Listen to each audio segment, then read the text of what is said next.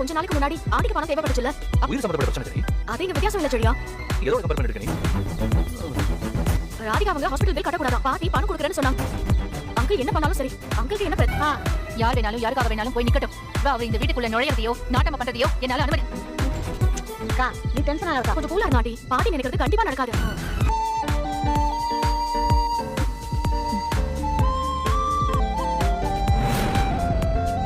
பிஸியா இருந்தியா?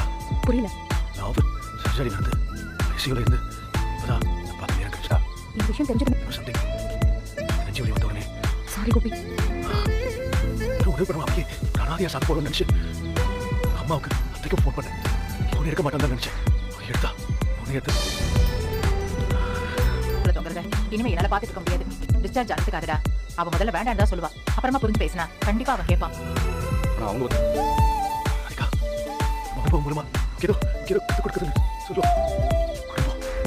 குடும்பம் தான் விட்டு கொடுக்கவே கொடுக்காது. தலைமுறை தெரியும் என் பக்கத்துல இருந்திருக்காங்க. அப்பா அப்பா அப்பா விஷயங்கள் காரணம். ஆனா பாகியலட்சுமி எனக்கு உதவணும் ஏதாவது அவசர பொங்கல் விட்டுட்டு போயிருந்தா கூட தப்பு இல்லை. ஆனா நீ உன் பேர் எல்லாம் முடிஞ்சிடும் ஆடியா செஞ்சு பாட்டியெல்லாம் வீட்டில் இருக்கவே முடியல. கடைசி வரைக்கும் குடும்பம் உன்னை விட்டு போகாது. அந்த உள்ள போகணுமா? உட்காந்துட்டு போலாமே.